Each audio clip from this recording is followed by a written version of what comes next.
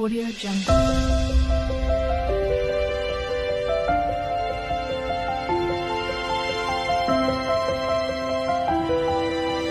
Audio Jungle.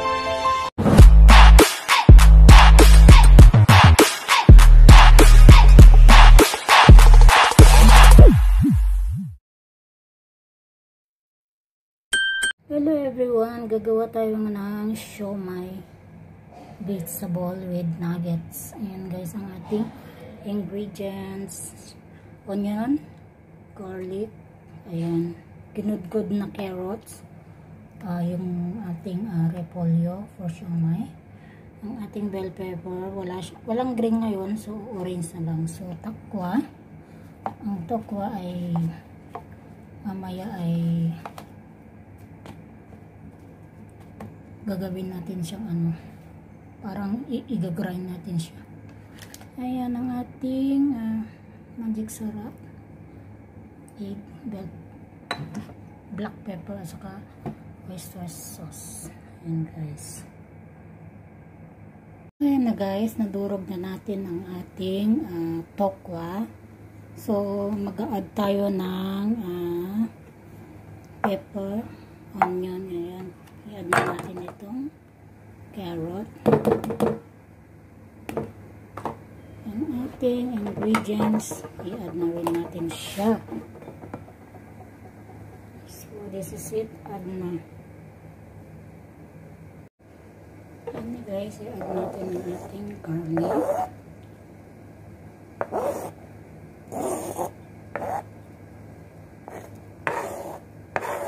Onion.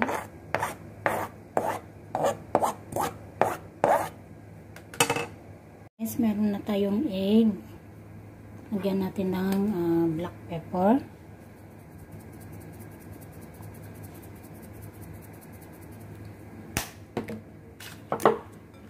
Konting asin. Of course, ang ating oyster sauce. Ayan guys, oyster sauce. Ating magic sarap guys, magic sarap, pampalasa, kasi wala tayong getting guys, so ito na lang lalagay natin. So lalagyan natin ng harina.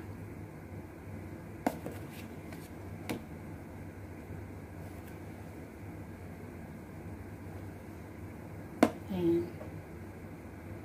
then i-mix natin guys. Mix.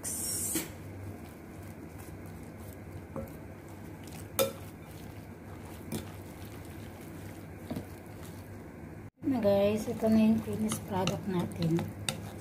So mamaya gagawa na tayo ng siomai at nuggets. So yun na guys, ibubuhin natin ang repolyo.